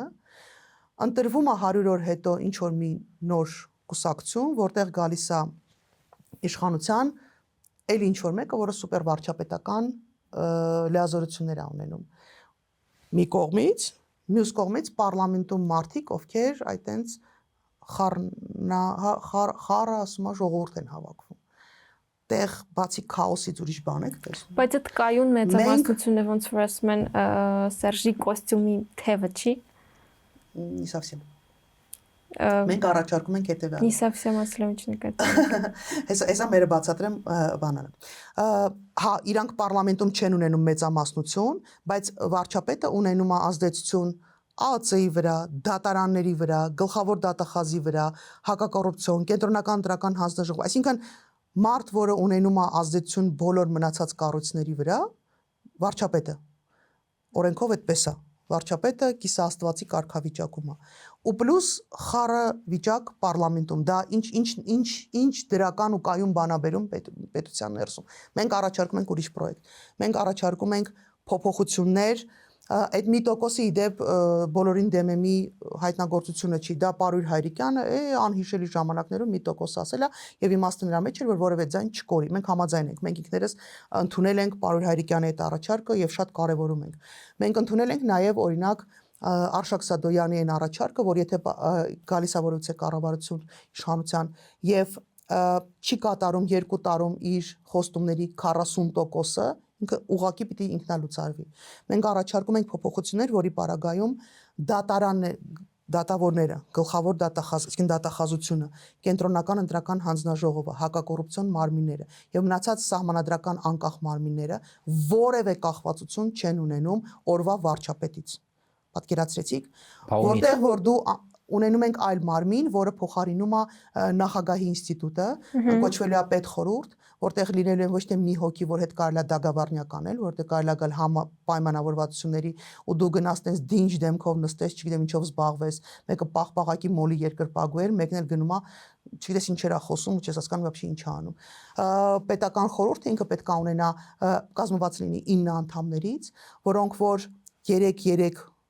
3 տարին մեկ 3 պիտի փոփոխվեն, որը որ հնարավորություն ունենալու վետոյի իրավունք ունենալու վարչապետի որոշումների վրա կանխելու հարցեր են առաջանում։ Մի վար այս մասը բացատրեմ, վետո իրավունք ունենում վարչապետի որոշումների վրա, ինչու, որովհետև կարող են որոշումները կարող է լինել իրավիճակ, որտեղ վարչապետի վրա ճնշում գործադրվի, մեկ անձի վրա ճնշում է գործադրվում, չգիտեմ, կամ գայթակղում են, ես բան տարբերակն եմ վերցնում, հա, օրինակ ճնշում են գործադրել, մարդը ստիպված ինչ որ թուղթ ստորագրել, ու մենք ազգովի 2 ոտով ընկնում ենք փիզբանի մեջ։ Հիմա պիտի լինի իրավիճակ, որտեղ պիտի համոզված լինեն, որ վարչապետի վրա ճնշում գործադրելով չեն կարող Հայաստանին պարտադրել ինչ որ որոշումներ։ Օրինակ, մի գիշերվան է 4-5 տարի պայմանավորես, որ գրում ես Եվրոմիության հետ համագործակցության, մի գիշերվա մեջ գնաս ստորագրես ԵԱՏՄ մտնելու պայմանավորվածությունը։ Այս իշխանության վրա չեն բերում, որ իշխանության մոլի երկրպագուները տենց բան չան։ Կարապետյան, այս որ նոր նկարագրեցիք, այդ ամենը ձեր մյուս հարցազրույցներից եւս տեսել ենք, բայց մեր մոտ լիքը հարցեր են առաջանում։ Ոնց է ստեղծվելու այդ մարմինը, ովքեր են լինելու այդ մարմնում, ոնց է լինելու ձեր նշած ռոտացիան, որ ասում եք 3 տարին մեկ պետքա փոխվեն։ Հիմա մենք վերադառնամ այն հարցին, ինչու՞մն է մեր տարբերությունը եւ բոլորին դեմ է մի տարբերություն։ Մենք առաջարկում ենք մեր կառավարման տարիներին փոխել սահմանադրությունը, ստեղծել սահմանադրական այն մարմինները, որոնք կկրճատեն օրվա իշխանության լիազորությունները, հնարավորությունները, այդ կոստյումը կպատրեն, կդնեն մի կողմ, մի հատ ակուրատնի ասма բան կտան, տենց հագուստ կտան ու կասեն այսա քո լիազորությունները։ Վարչապետը պիտի ունենա բավարար լիազորություններ պետությունը արդյունավետ կառավարելու, մենեջմենտ անելու համար, բայց ճակատագրական որոշումներ ընդունելու ու միանձնյա ճակատագրական որոշումներ ժողովրդի համար ընդունելու ինքը հնարավորություններ չի ունենալու։ Սրա համար անհրաժեշտ է, որ մենք սահմանադրությունը փոխենք։ Այ մենք սահմանադրական փոփոխությունների են գնալու եւ այն ինչ որ ասում են այդ 1% որ ձայներ չկար, այդ մեզ մոտ էլ լինելու։ Մենք նախատեսել ենք, որ ունենալու ենք մի համակարգ եւս, որը պետական կառավարման մեջ մասնակցություն չի ունենալու, այսինքն ինքը կառավարման այդ որևէ ուղղակին չի պատկանում, դա կոչվում է ինքնորոշման ազգային ինստիտուտ, որը պիտի ոնց է կոչվում, հա, ոտ կուզնիցը մի վայ դարբնոց, հա, Մաքուր հայերեն։ Հա, ես իմ դեպ ռուսական կրթությունն եմ, որտեղ սովետում եմ ծնվել, սովետում եմ սովորել։ Չէ, դա ակնարկեր մեր կոմենտատորներին, ովքեր միշտ գրում են, որ մենք մաքուր հայերեն չենք։ Հա, շատ ենք սլենգ օգտագործում։ Մենք կարդում ենք դարբնոց բառներ գիտենք։ Ես չգիտեմ, ես մոռացել եմ։ Եվս մեկ համակարգ, որը որ դարբնոց է լինելու հայկական, ինչ ասեմ, վախենում եմ այդ բառը ասելուց, բայց պիտի ասեմ էլիտաներ ձևավորել, որտեղ էլիտան մեզ մոտ միշտ այն այլանդակության հետ, հա, որովհետև ով եկել է իշխանության, իր այն տաձև մտածողությամբ, իր այն այլասերված վարքագծով ասել է դե մենք էլիտաներ ենք, դե մենք իշխանություն ենք, այս մարդը գյոզալական բառերից զզվում է, հա, էլիտա բառից սկսել են մարդիկ զզվել, բայց դա շատ կարևոր է, որովհետև մենք ամեն ոլորտում, բոլոր ոլորտներում ունենք լավ մասնագետներ, շատ լավ իրավաբաններ ունենք, շատ լավ, չգիտեմ, արվեստագետներ ունենք, շատ լավ լրագրողներ ունենք, առանձին անհատներ ունենք, բայց էլիտաներ չունենք, որտեղ եթե մենք ունենայինք էլիտա, մեր երկիրը այս կեղտի ցեխի ու բանի մեջ չէր հայտնվի, հասկանում եք։ Այ մենք ուզում ենք, որպեսզի լինեն այդ էլիտաների ձևավորման process-ը։ Եվ այդ ինստիտուտի հոգաբարձուների խորհուրդը, այսինքն ինքը սենց բրգաձև ալնելու, որտեղ մարդիկ զտվելով, կրթվելով, նախապատրաստվելով բարձրանալու են միջև բան խորհուրդ, որտեղից եւ 3 անց առաջարկվելու է քվեարկելու են իհարկե ազգային ժողովն է քվեարկությամբ ընտրելու, որպեսզի այդ բալանսն էլ անդադ պահվի, պետական խորհուրդ այդպես են գնալու։ Այդ 3 որ ասում եք, այսինքն տարբեր ոլորտներից են լինելու։ Մարդիկ, տեսեք, իրենց ֆունկցիան պետության կառավարումը չի, որտեղ պետության կառավարման ֆունկցիան իրականացնում են նախարարները, օրինակ, չգիտեմ, վարչապետ իր խորհրդականներով տարբեր։ Պետական խորհրդի ամբողջ իմաստը դա, չգիտեմ, պետության խիղճն է, պետության անվտանգության բարձիկն է, խորհրդի անդամներին առաջի փուլում մենք առաջարկելու ենք ժողովրդին այն 31 հոգուն, որոնք ունեն ամբասիր անցյալ, ես կարծում եմ ունեք արդեն։ Մենք մեր ցանկը ունենք, բոլորի հետ չի որ համաձայնեցրել ենք, որովհետև դեռ դրա հերթը չի հասել, դա դեռ բանակցությունների փուլում է, որովհետև շատ հնարավոր է այն թիմերը, խմբեր, այն մարդիկ, այն կուսակցությունները, որոնց հետ մենք կմիանանք եւ թիմ կստեղծենք, իրենք էլ կունենան իրանց առաջարկները։ Գուցե դա 31 չլինի, գուցե դա լինի շատ ավելի մեծ ցուցակ, որը ավելի ընդլայնված կլինի, որից հետո արդեն ավելի հեշտ կլինի ընտրությունը։ Բայց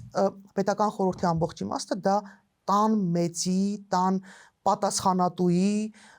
կարգավիճակն է, որտեղ մարդիկ որոշումներ պիտի կայացնեն, բարդ որոշումներ պիտի կայացնեն, բայց նաև բուն կառավարման մեջ իրենք չեն մասնակցում։ Այդ 31-ի անունները երբեք հրապարակելու։ Ընտրություններից ընդառաջ անպայման հրապարակենք։ Իսկ ո՞նց է արձանագրվելու ժողովրդի ընտրությունը այդ 31 հոգու, ո՞նց է այդ ամեն ինչ կազմակերպել։ Ֆորմալ չեն գնալու այդ մարդկանց ընտրելու, որտեղ մեր ընտրությունները այս փուլում առնվազն գոնե դրա հնարավորությունը չեն տալիս, հա, դա գուցե հետո դրա կարիքը լինի, բայց մենք հրապարակում ենք այս անունները եւ երբ որ հանրային Չէ, նկատի ունեմ այդ ընտրությունները, որ ասում եք պետքա ժողովուրդը ընտրի, այդ ընտրությունները ո՞նց են լինելու, եթե հնարավորություն չկա։ Երբ որ մենք ասում ենք, որ օրինակ այս 31 հոգին այն մարդիկ են, ում մենք նախատեսում ենք, որ հետագայում կլինեն պետխորհրդում։ Տեսեք, մենք սկզբից այդ 31-ին մենք առաջարկում ենք բոլորս միասին, որն է այդ մեր թիմը, որը կհավաքվի։ Առաջարկում ենք սկզբից լինելու այդ 31-ը։ Հետո իրանք անընդհատ update են լինելու նաև այդ բրգաձև նոր երիտասարդներով, որոնք կբարձրանան, կասնեն այդ վերևում ու կկարողանան մասնակցել process-ներին։ Այսինքն ինչ որ մեկը բակալավրը ավարտելու է, գա մագիստրատուրա այդ ինստիտուտում, որ դառնա։ Ինքը այդ բնույթի ինստիտուտ չի լինելու։ Բա ինչ բնույթի է։ Ավելի շատ որակավորման, բարձրացման, նոր ձևի շփումների, նոր բնույթի process անել, դա դասական իմաստով ինստիտուտ չի լինելու, որտեղ գալիս են այն դասական կլասիկ բան կրթություն ստանալու, դա դրա մասին չի, դա արտա ոնց են ասում, մի արտախորհրդանական այլ մի խոսքով դա դասական ռուսերեն ասեք մենք թարգմանենք ռուսերեն էլ մոռացա թարսի նման բանը իմացած լեզուներից ոչ մեկով չեմ կարողանում բան անեմ բառը հիշեմ լավ ոչինչ մի խոսքով դա այն ինստիտուտի պատկերացումը չլինելու ինքը ավելի շատ ինստիտուտ բառը ստեղ օգտագործվում է որպես կառույց որպես հա այդ իմաստով բա ոնց են մարդիկ ընդունվելու այդտեղ ինչ որ քննություններ լինելու դիմումալի հիմա որ այդքան շատ երկար բացատրեմ գուցե շատ ծանրաբեռնենք տեքստը բայց կան չափորոշիչներ կան process-ներ որոնք անցնելով ինքը ավելի շատ ոչ ֆորմալ բնույթի բան է լինելու հա գործընթաց է լինելու այսինքն այդ ինստիտուտում որ եկանք սովորեցինք հետո ոնց որ կարանք դառնանք խորհրդի անդամ միայն դուք կարող եք բուն նպատակը է դա առաջի մակարդակից օրինակ մարդիկ կարող են դառնալ մենք նախատեսում ենք որ այդ ոչ ֆորմալ կրթության արդյունքում նաև մարդիկ կարող են հետագայում դառնալ օրինակ առաջի этаպից գյուղապետերի օրինակ առաջի տեղակալներ կամ գյուղապետերին մեզ պետք է որ այդ ինքնորոշման գաղափարը մեզ պետք է որ ընդհանուր հայկականության, այ պետականության այդ գաղափարները ոչ թե ձևական այն լեկցիաները որ գրում են կարդում են գնում են այլ բնույթի կրթություն լինի, որը հնարավորություն կտա մարդուն այլ կերպ մտածելու, հա, պետականամետ մտածելու, որովհետև պետականամետություն կամ քաղաքացի լինելը կամ քաղաքականացված այդ թվում լինելը ոչ մեկին ոչ միտեղ այդ դա չեն տալի։ Դու դա սովորում ես էլի բանից, հա, դուրս, ֆորմալ ուսուցումից դուրս ես սովորում։ Սա ինչ որ հարթակ պիտի լինի, որտեղ մարդիկ պիտի հնարավորություն ունեն շփվելու։ Առաջի տեղից օրինակ գնում են մի քիչ ավելի ցածր level։ Երկրորդ level-ից արդեն գնում են օրինակ նախարարներ, վարչության պետեր, այլ գործունեությամբ են զբաղվում։ Հա, իդեպ այս վերևը պետական խորհրդում պիտի լինեն մարդիկ, որոնք բացառապես Հայաստանի Հանրապետության քաղաքացի են եւ անկուսակցական են։ Այսինքն խորհրդում էլ չեն կարող կուսակցական մարդիկ լինել, որտեղ այն խնդիրը, որը լուծելու է պետական խորհուրդը եւ մնացած այդ մարմինները իրենք վերկուսակցական են, հա, ավելի ներքև կուսակցականներ կարող են լինել։ Իսկ այդ պարագայում ժողովրդի մասնակցությունը այս խորհրդի ձևավորման հարցում ո՞րն է լինում ի վերջո, այսինքն տեսեք, մենք գնում ենք 26 թվականի ընտրություններին, մենք մեզ հետ հրապարակում ենք ցուցակ։ Պարզա չէ, որ եթե մարդիկ տեսնում են, որ այդ ցուցակում սրիկաներ եւ անպետք մարդիկ են, ասում են սրանք որ եկան, այս անպետքներն էլ հետը բերեցին, մասրատակից ոնց ենք դուրս գալու։ Ոչ ուղիղ ընտրություն է լինում, ժողովուրդը ուղիղ չի քվեարկում այդ 31-ի համար, բայց անուղակի մարդիկ տեսնում են ու գիտեն թե մենք ինչով ենք գալիս, հա, ինչ ծրագրով ենք գալիս։ Սա անուղակի քվեարկություն է ստացվում։ Եթե անհրաժեշտություն լինի այլ քվեարկություն նաև այլ գուցե, չգիտեմ, այլ տիպի քննարկումներ անցկացնելու, էլի կարող ենք փորձել, բայց այս պահի դրությամբ մենք չունենք այլ լծակ, բացի հրապարակելու ցուցակներից ու ասելու, որ մենք այս մարդկանցով գալիս ենք ընտրությունների։ Այսինքն ցուցակը հրապարակվում է ժողովուրդ ջան ընտրես 31 հոգուն, հա։ Չէ։ 26 թվականի ընտրություններ։ Դες ձայն են տալիս ցուցակը նայելուց հետագա փուլերում կարող են քննարկել։ Ընտրվել եք, վարչապետ եք արդեն այդ խորհուրդը ձևավորվել է։ Կարող են քննարկել, բայց անուղակի ընտրություն ժողովուրդը արդեն արել է, որովհետև այդ ցուցակները փակ չեն եղել։ Այդ ցուցակներում մարդիկ չեն ավելացել հետո։ Այսինքն դրան գաղտնի process չի եղել։ Ժողովուրդը իմացել է, որ մենք գալիս ենք ընտրության եւ մեր խորհրդի այդ ինստիտուտի խորհրդի հոգաբարձուների խորհուրդը լինելու է այս 31 հոգին։ Այդ առաջին կազմն է, հաջորդ կազմերը։ Հետագայում արդեն իրենք ներքևից վերև բարձրացող մարդկանց շնորհիվ անդադ փոփոխության են ենթարկվել։ Այսինքն կարևոր է որ այդ խորհրդում 31 հաջան որ ասում եք 31 հոգու ցուցակ եք տալու, բայց խորհրդում պետքա լինի 9 հոգի։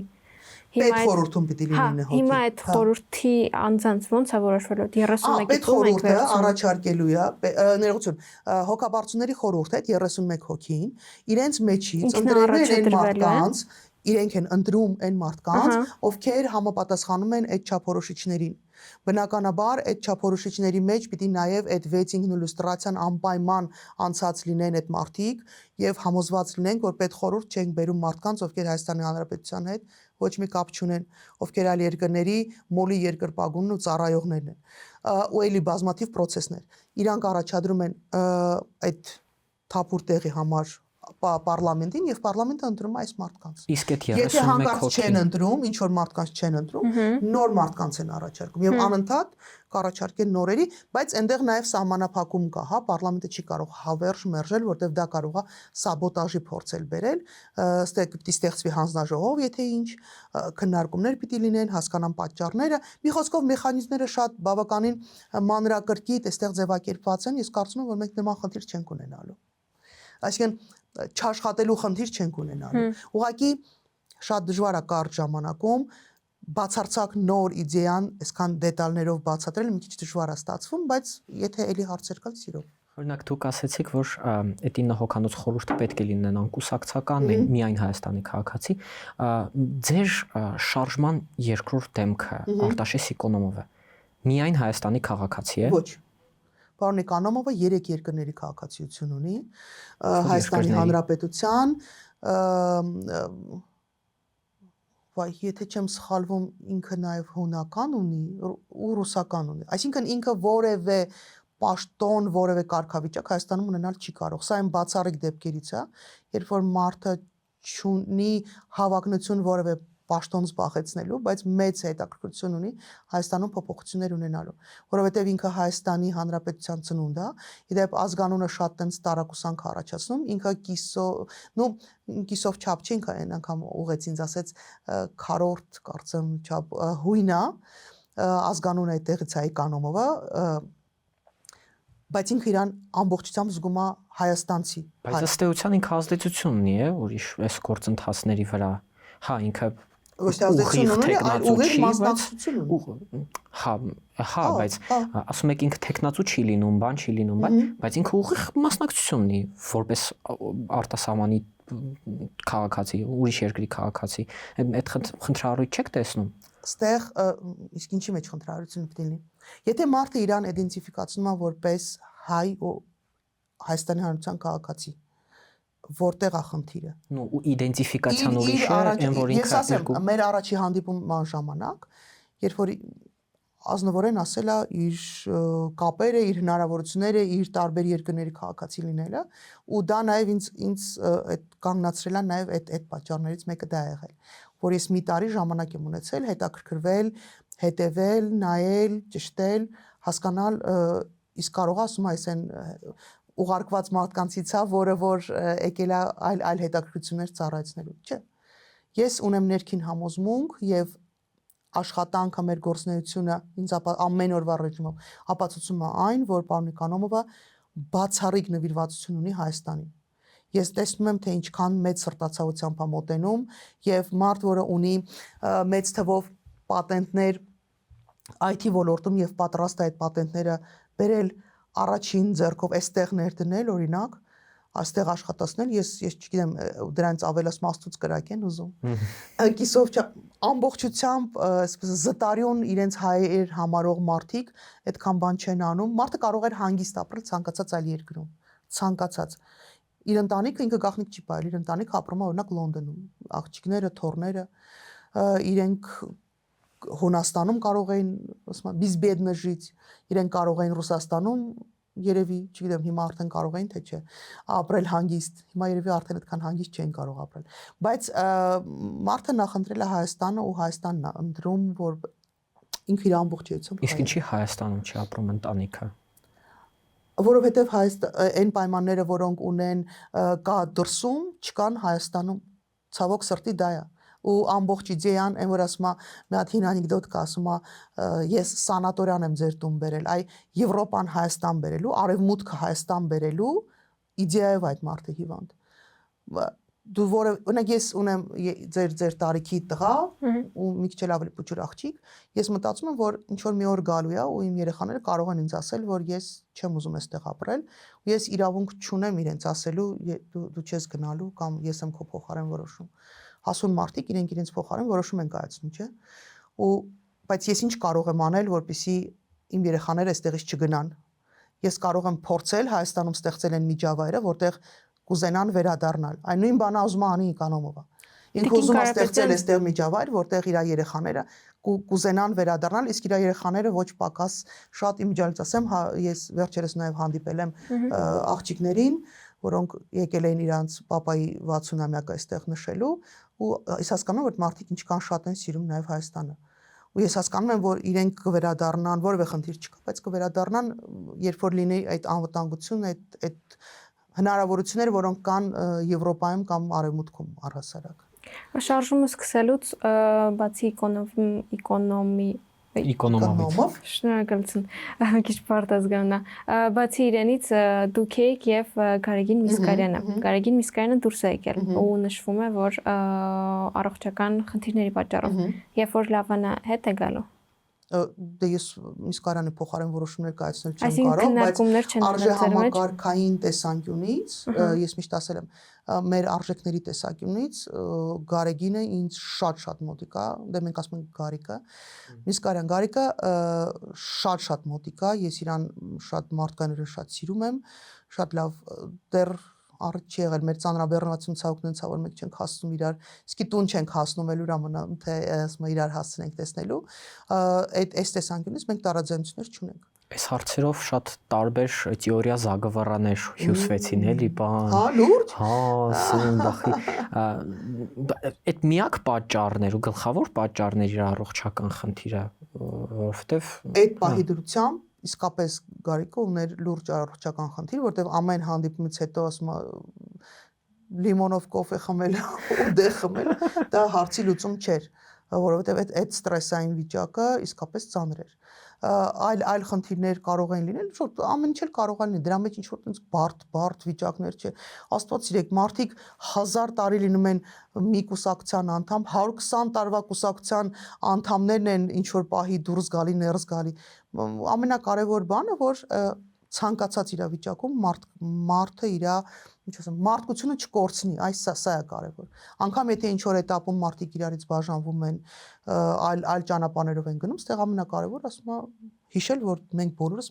մարդ ենք, այդ մարդկությունը չկորցնելն է, էլի։ Շատ լավ, մի քիչ շեղվենք արդեն դեպի երիտասարդներին,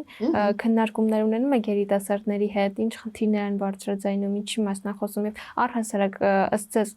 կան ներգրավվածություն դեպի քաղաքականություն, հետաքրքրված են թե ոչ։ Շատ։ Ինձ թվում է ավելի հետաքրքրված են, քան օրինակ մենք իրանց տարիքում, որովհետեւ մենք տենց հայտնվեցինք մի միակուսակցական երկրից հայտնվեցինք անկախ երկրում մեզ համար տենց ինչ որ անհասկանալի միջավայր էր, իսկ ձեր հասակակիցները ունեն շատ մեծ հնարավորություններ, միայն համացանցը թույլ է տալիս հասկանալ, թե ինչքան լավ տարբերակներ կան քաղաքական մասնակցության։ Այլ խնդիրը, որ երիտասարդներին հիմնականում օգտագործել են այն հեչ այդ բառը չեմ սիրում, երիտ թևերի մեջ, այսինքն բաներ են սարդ կուսակցականները, որ բոլորս հավաքվեցինք, մի գծով շարվեցինք, այդպես չի։ Այ ձեր սերունդը ինձ թվում է սպասում է ավելի ազատ եւ ավելի ազնիվ ինչ որ հարաբերությունների է սպասում։ Դուք ինչ որ առաջարկներ եք սպասում, ձեր մասնակցությունը չլինի բոլորս партия сказала надо, комсомол ответил есть, ու բոլորս մի գծով գնում ենք, տենց չէ։ Բայց սպասում իսկապես կա, ես շատ հետաքրքիր հարաբերություններ ունեմ, բարբերաբար մեզ մոտ տենց երիտասարդներ են գնում գալիս ու նենց հետաքրքիր է իրանց առաջարկները, որոնք մեզ համար տեն շոկային են, էլի, օրինակ ասում եմ ես որ օրինակ TikTok-ն ուր էլի, գալիս են կամ այն մյուսը որներ, մի հատ էլ կա Instagram, հա, ես որ Instagram-ն ուր։ Չունեք Instagram։ Դե հետո ունեցա էլի։ Բարձրից հետո ունեցա։ Մեմեր թերթում եք ռիլեր բան։ Չէ, ես դրա ժամանակը չունեմ։ Ես անգամ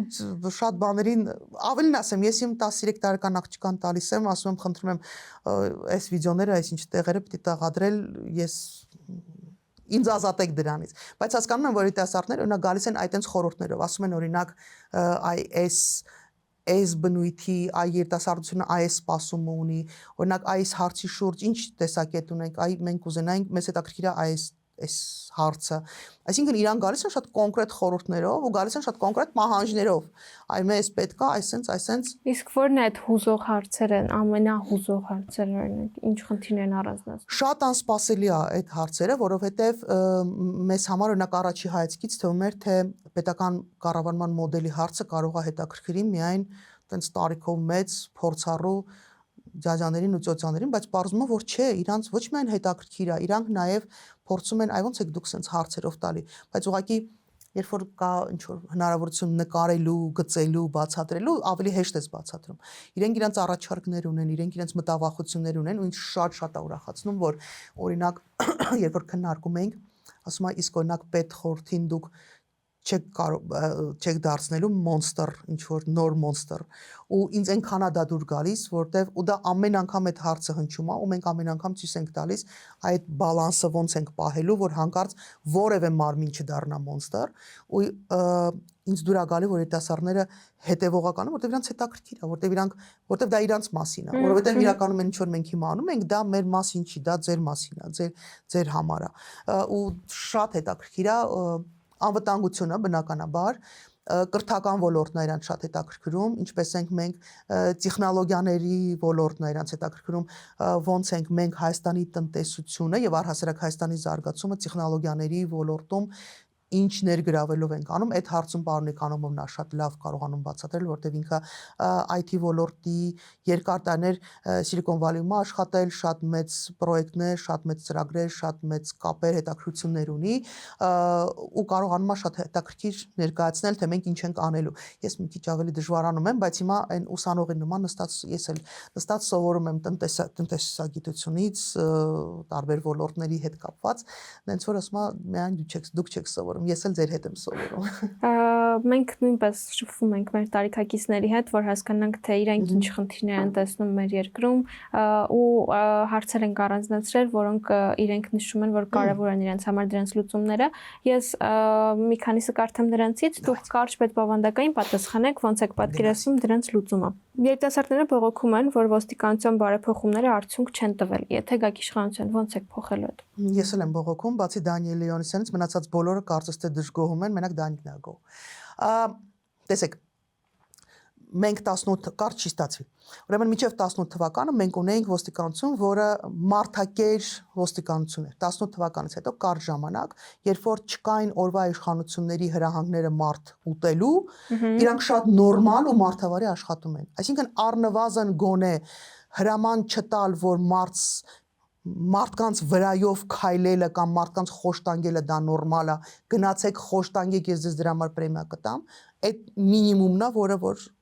փակ աչքերով կարելի է անել։ Ու 18 թվականից մինչև մոտավորապես 20 թվականը մենք ունենք ոստիկանություն, որը այնքան օրինակելի էր, որ ես մեկ-մեկ մտածում եի, եթե sense կարելի էր, այսքան փող չէին ծախսում էլի ոստիկանության բարեփոխումների վրա։ Մնացածն էլ նորից տեխնիկական հարցեր են, ամենակարևորը առհասարակ բոլոր ոլորտներում կամքի արկայությունն է։ Դու կամք ունես փոփոխություններ գնալու։ Թե դու ուզում ես ուղակի գաս ինչ որ միտեղ տեղավորվես, օգտագործես այն հանցավոր գործիքակազմը, որը եղել է միջև այդ պահը։ Այնպես որ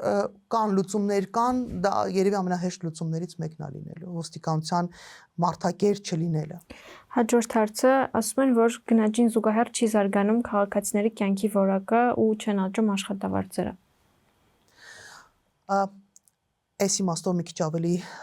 բաժանման հարց կա, հա, որովհետև կա պետական ոլորտը, որտեղ պետությունը հնարավորություն է ազդելու, կամ մասնավոր ոլորտ, որտեղ աշխատավարձի վրա ազդեցությունը պետությունը այդքան մեծ ունենալ չի կարող, բայց ամենակարևոր մասը այդ տնտեսության համաչափ զարգացումը պետք է լինի ու դա շատ կարևոր process է, որ միայն Երևանը չլինի կամ միայն մեծ քաղաքները չլինեն։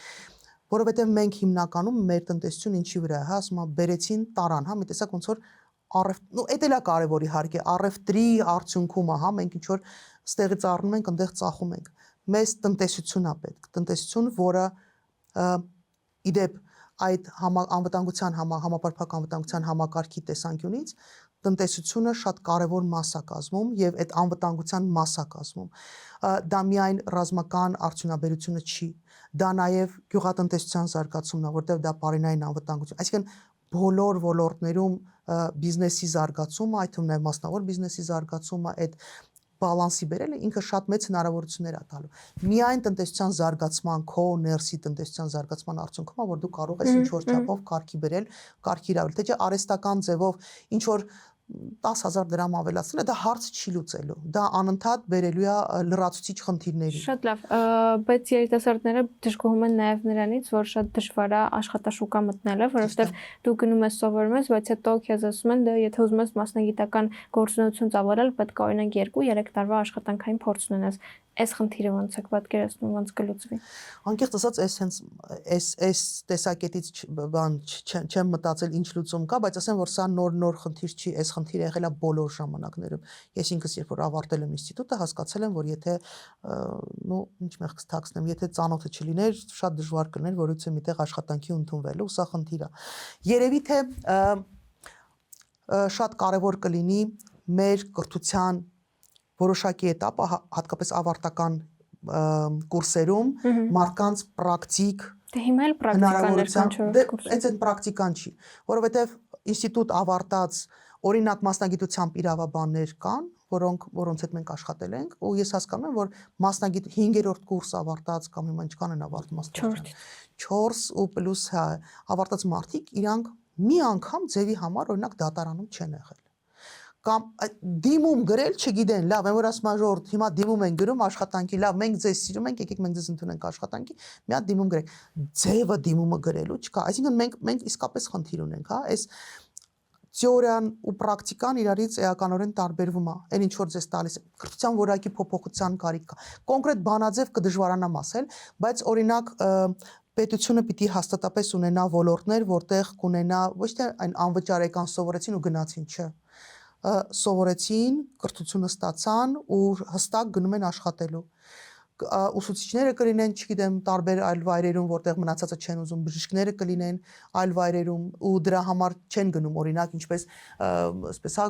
անտերության մատնված։ Դա պիտի լինի եւ ֆինանսապես ապահովում աշխատավարձի եւ բնակարանի տրամադրում ժամանակավոր ինչքան որ մարդ ընդեղ կա։ Այսինքն մենք պիտի բոլոր տարբերակները գյուղատնտեսության չի, օրինակ հիմա գինեգործությունը շատ լավ աճում է, բայց ես գիտեմ, որ մասնագետների խնդիր կա։ Ես ում հասկանամ, ամբողջ մի ինստիտուտ ունենք, բանդեղ ինչով են զբաղվում։ Անկեղծ ասեմ, շատ դետալիզացված սրա մասին չեմ մտածել, բայց մենք կրթության ոլորտի շատ լավ որակի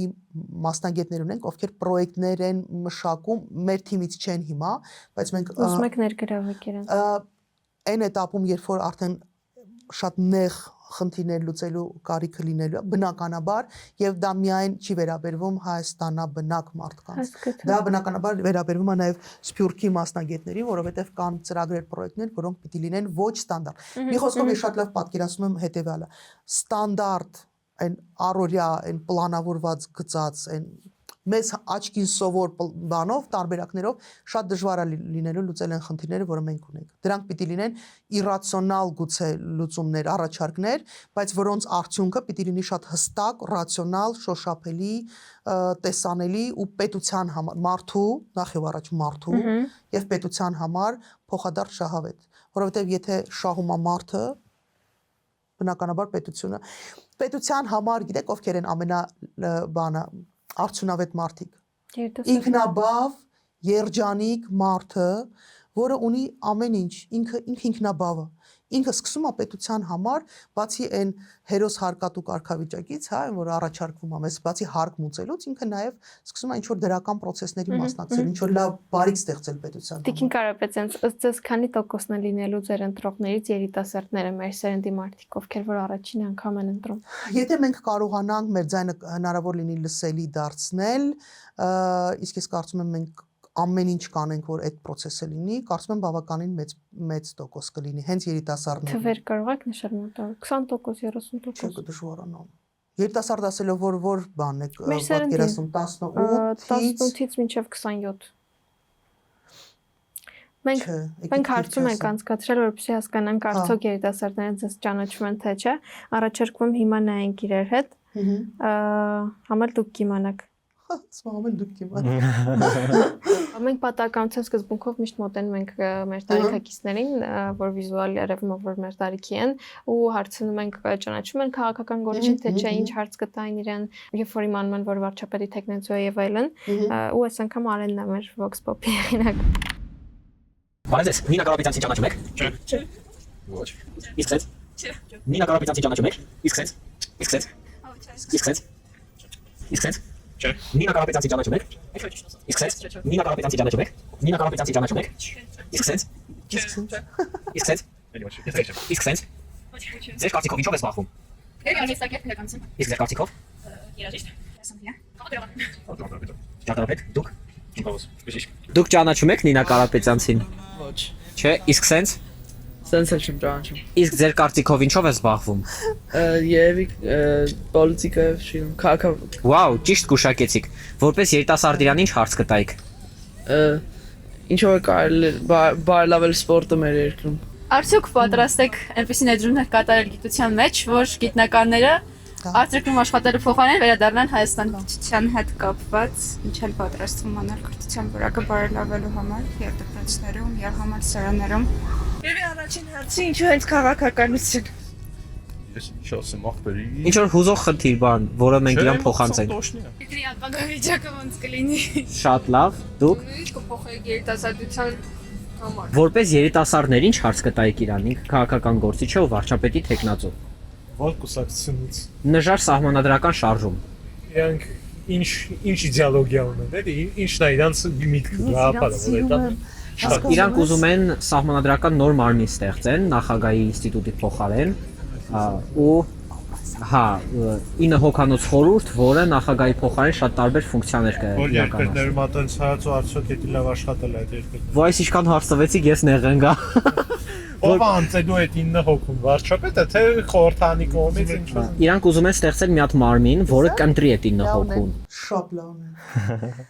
Հարցերը շատ տեղին են, շատ ստեյության են, շատ նորմալ է Եվ վերջին ճանաչելիության տեսակետից ինչի խնդիր է թե չէ, շատ նորմալ է։ Նախ մենք 4 ամիս է ինչ, հա, երևի 4 ամիս է։ Արդեն ես էլ եմ ժամկետները խառնում, ինչ այնպես քաղաքական գործիչ է, չէ, քաղաքական գործիչ չի եղել, հանրային գործիչ է եղել, շատ նեղ ոլորտային ոլորտ, որը շատ այսպես մասնագիտական ոլորտ է եղել, հա, իրավաբանություն, իրավապաշտպանություն, ինչ որ ոչ մի սարսափելի բան չկա, որ մարդիկ տենց համատարած չեն ճանաչում, բայց ես դրանից հետ չեմ նեղվում, ոչինչ ժամանակը կա, ասում ամեն ինչ տեղը կընկնի։ Եվ մեր վերջին հարցը, ավանդական հարցը, ինչ հարց կուզենայիք լսել, որը չլսեցիք։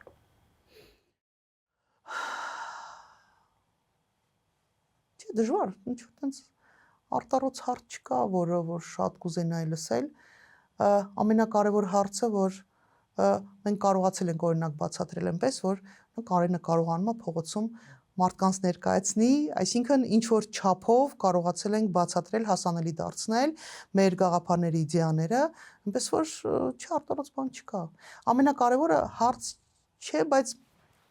չհուսահատվելն է։ Ես շատ եմ ուզում, որ երիտասարդությունը հանկարծ չհուսահատվի, չհասթափվի։ Ես հասկանում եմ, որ մեր որպես ավակ սերունդի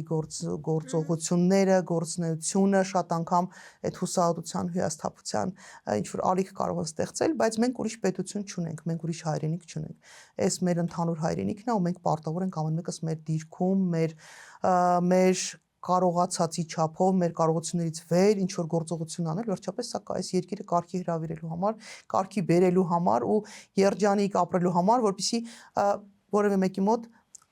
ճանապարհորդելու ցանկությունը երազանք միշտ լինի, բայց տուն վերադառնան, այ հանգիստ խղճով իմանան, որ նախ իրանք տուն ունեն ու այդ տունը Հայաստանն է, բ իրանք հանգիստ են ու ամենաապահով տեղն է աշխարհում այդ Հայաստանը։ Այս մի հատ բան դառնի խնդրեմ երեխեքին։ Այս Արենի վերջին հարցն է, լսելի հարց է։ Արտաքին քաղաքականության հետ կապված դուք նշում եք, ձեր շարժումը նշում է, որ արտաքին քաղաքականություն թողնելու եք հաջորդ եկող իշխանություններին, փոփոխություններ չեք անում, բայց այդ 3 տարվա ընթացքում երբ որ ղեկավարելու եք, փոփոխություններ անելու եք, ինչ ուղղությամբ է գնալու արտաքին քաղաքականությունը, չի կարա, չէ, ուղղակի մնա, որովհետև աշխարհը առաջ է գնում։ Մենք առաջարկում ենք մորատորի այդ ծայրահեղ այսպես վայրիվերումների տեսանկյունից կամ քաղաքական կուսակցական նախասիրությունների տեսանկյունից, բայց ակնհայտ է, չէ, օրինակ Միացյալ Նահանգները այստեղ ոչ միայն հետաքրքրություններ ունի եւ ներկայացության ցանկություն ունի, ինքը այստեղ նաեւ մեծ պրոյեկտ է իրականացնում, օրինակ Nvidia-ի հետ կապված, որը բացառիկ է իր կարևորությամբ եւ Հայաստանի վաղվա օրվա տեսանկյունից դա բացառիկ է։ Չընդունել այդ մեկնած ձեռքը կատարյալ ապուշություն կլինի։ Դա մեր տնտեսության զարգացումն է, դա մեր որպես տեխնոլոգիական երկիր զարգացման հնարավորությունն է, դա մեր թվայնացման, թվային աշխարհի դեպի թվային աշխարհը գնալու լավագույն երաշխիքներից մեկն է եւ վերջապես Միացյալ Նահանգների նման դա իմ անձնական նախասիրությունն է։ Միացյալ Նահանգների նման գործընկեր ունենալու հետևանքը տեսնում է Իսրայելը։ Այդքան պաշտպանվածություն ինչքան ունի Իսրայելը, երևի աշխարհում որևէ մեկ այլ երկիր չունի։ Այսինքն քաղաքական հայացքները գնալու են դեպի ԱՄՆ, Արևմուտք։ Մենք պիտի պայմանավորվենք մեկս մյուսի հետ, որ մենք նախասիրությունների հարցեր այս պահին չենք դնելու, բայց մերժել նաև Միացյալ Նահանգների մուտքը, ինչպես որ օրինակ տարբեր չափի ներկայություն ունի, մենակ Ռուսաստանի Դաշնությունը Հայաստանում ունի ներկայացվածություն, կլինի էլեկտրոցանցերի, գազի հետ կապված, չգիտեմ, տարբեր բան ունի, չէ, ներկայություն ունի։ Հետևաբար շատ տրամաբանական է, որ Միացյալ Նահանգների ներկայացվածությունը ստեղ եւս մեզ համար անվտանգության տեսակետից, տնտեսության տեսակետից, անվտանգության տեսակետից շատ կարեւոր է։ Եվ նորից շատ կարևոր է հասկանալ, որ աշխարհը բաժանված է երկու մասի։ Աշխարհը գնում է փոփոխությունների եւ դա տեխնոլոգիական փոփոխություններ են։ Թիվ 1 տեխնոլոգիական հնարավորությունների կրողը դա Միացյալ Նահանգներն է։ Միացյալ Նահանգները ուզում հիմնադրել է այստեղ Nvidia պրոյեկտը, որը մեծ հնարավորություններ է տալի Հայաստանին ու ասել, որ մենք ունենք չգիտեմ, այլ նախասիրություններ, մենք ուրիշ ռազմավարական գործընկեր ունենք, կամ մենք այլ ճանապարհ հիմարություն կլինի։ Ամեն անգամ մի հատ բան կա, էլի անեկդոտի նման պատմեմ։ Շատ կներեք, անեկդոտի փոխարեն ռազմաբազան ու ՀԱՊԿ-ը մնալու են։ Այս պահի դրությամբ ռազմաբազան հանելու հնարավորություն որևէ մեկը չունի։ Ես ուզում եմ տեսնել այն մարդկանց, ովքեր կգան կասի, այսպես շլինքից բռնելու ենք, շպրտենք դուս։ Չեն կարող անել դա։ Իսկ անեկդոտ են, որ ասում է բանի կյանքում լոտոս չի շահել, ես ասում եմ կյանքում լոտարիա չեմ շահել, ասում եմ փորձել ես գոնե մի անգամ բան էլի վերևից երկինքից ձայնը, ասում եմ գոնե մի անգամ այդ լոտարիա պիտի առնես։ Հիմա մեզ ամեն անգամ ու մի հատ էլ ուրիշ անեկդոտ կա, որ խորը հավատացյալը խեղդվում է, կատերա գալի, նավակա գալի, մեծ նավա գալի, վերտալոտա գալի, ասում եմ ես Աստծուն եմ հավատում, գնացեք ինձ Աստված կփրկի, հետո մահանում է գալիս Աստծուն, ասում է ինչի ինձ չօգնեցիր, ես այտենց խորը հավատացյալ էր, ասում եմ Գեր ջան, նավ ուղարկել եմ, կատեր ուղարկել եմ, վերտալոտ։ Հիմա ամեն անգամ մեզ օգնության ձեռք են մեկնում ու մենք ամեն անգամ ասում ենք չէ, չենք ուզում։ Բաներից սկսած ոնց էր անունը խաղապահներից սկսած Արցախում երբ որ տարբեր երկրների խաղապահներ էին առաջարկում այդ խաղապահը միջև ծրագրային ու բիզնես առաջարկներ, հա, տեխնոլոգիական առաջարկներ։ Հիմա եթե մենք ամեն անգամ ասում ենք չէ, հետո միից ենք նեղանում։ Հիմա մեկնած ձեռքեր իհարկե պետք է ընդունել։ Հայաստանի Հանրապետության շահերից բխող բոլոր պրոյեկտները պետք է Հայաստանում ընդունվեն։ Շատ լավ Տիկին Կարապետյանց ամփոփենք մեր հարցազրույցը քվիզով։ Ես ձեզ ասում եմ Ինչով։ քվիզ։ Այդ ինչա։ Ես ձեզ ասում եմ բլից հարցեր եմ տալու, դուք պետք է պատասխանեք կամ bare minimum կամ luxury maximum քաղաքական գործչի համար։ Ինչա ուզում ես երեխային ձանից, այդ ինչա։ Մենք բոլոր մեր հյուրերի հետ այս խաղը անցկացնում ենք։ Ես ձեզ ասում եմ ինչ որ մի հատ արտահայտություն, օրինակ իրավապաշտպանի անցյալ ունենալը քաղաքականության մեջ։ Դուք ասում եք դա bare minimum-ա թե luxury maximum, այսինքն դա այն նվազագույնն է որ պետք է ունենա քաղաքական գործիչը, թե այն ամենա մաքսիմումը, որ շատ լավ կլիներ որ լիներ։ Սենց տոպիկ ինձ էլ չեն գցել։ Իրավապաշտպանի անցյալ ունենալը քաղաքականության մեջ։ Պարտադիր պայման չի, ես այտենց եկեք ես ձեր այդ մինիմում մաքսիմումով բան չանեմ, էլի պարտադիր պայման չի։ Ուրեմն ցանկալի այդ դեպքում ասում ենք luxury maximum, եթե պարտադիր պայման չի։ Ֆեմինիստ լինելը քաղաքականությամբ զբաղվելու համար։ Ինչ կապ ունի մեկը մյուսի հետ։ Բացարձակ Կարևոր չի բայց ֆեմինիստ լինելը։ Չբացարձակ կարևոր չի։ Ինչ որտեղ է կարևոր դա։ Այսինքն Ֆեմինիզմը ինքնին նա է, որ ասում եմ ասում կարճ պատասխանի իմ ուշանալը։ Շատ կարևոր է հասկանալ ֆեմինիզմ ասելով դուք ու ես ինչ ենք հասկանում, որովհետև դա շատ բարդ կատեգորիա է, որովհետև այն ֆեմինիզմը, որ այստեղ շատ անգամ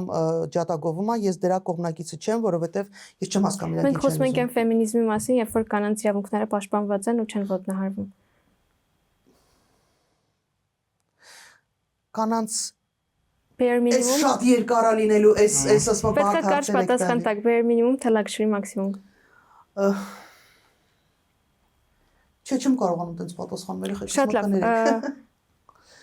Եկեք անցնենք հաջորդ հարցին։ Ուրիշ բնույթի ավելի խորքային հարց է, դա տենց պատասխանելու։ Քաղաքական գործչի համար սկզբունքայնությունը։ Սկզբունքայնությունը ինչի շուրջ։ Կարևոր է։ Հա, կարևոր է։ Bare minimum։ Կարևոր է։ Իրավունքի խախտումների մասին կոշտ եւ ուղիղ խոսելը անկախ իշխանությունից կամ ընդդիմությունից։ Հա, իհարկե կարևոր է։ Bare minimum։ Քաղաքական սխալների կամ դիրքորոշումների փոփոխության հրապարակային ընդունումը։ Ծայրահեղ կարևոր է։ Bare minimum։ Հանրային ճնշման տակ դիրքորոշում չփոխելը կամ չլռելը։ Հա, կարևոր է։ Սոցիալական ցանցերում քննադատություններին անձամբ եւ փաստարկված պատասխանելը։ Չէ, դրա ժամանակը չկա։ Քաղաքական խոսքում պոպուլիզմից խուսափելը։ Ծայրահեղ կարևոր է։ Իշխանության մեջ հայտնվելու դեպքում քաղաքացիական հասարակությունից չկտրվելը։ Քաղաքացիական հասարակություն պիտի լինի, որ դու չկտրվես։ Ես ասեմ, որ ես չեմ համագործակցելու քաղաքացիական հասարակության այն ներկայացուցիչների հետ, ովքեր այսօրվա իշխանության պրոպագանդիստի դերն են ստանձնել։ Նախապես ասեմ, որ հետո բաներ չլինի, հա, քննարկման թեմաներ չլինի։ Քաղաքական գործչի համար համեստ կենսակերպն ու թափանցիկությունը։ Այո։ Ընտրություններին մասնակցելիս հստակ արժեքներ ու կարմիր գծեր սահմանելը։ Այո։ Այսքանն էին իմ հարցերը Տիկին Կարապետյանց։ Շնորհակալություն հարցազրույցի համար։ Շնորհակալություն, եթերում էր Control Z-ը։ Այսօրվա մեր հյուրն էր նժար սահմանադրական շարժման վարչապետի տեխնացու Նինա Կարապետյանցը։ Իսկ դուք հետևեք մեզ սոցիալական ցանցերում, որպեսզի բաց չթողնեք գալիք հաղորդումները։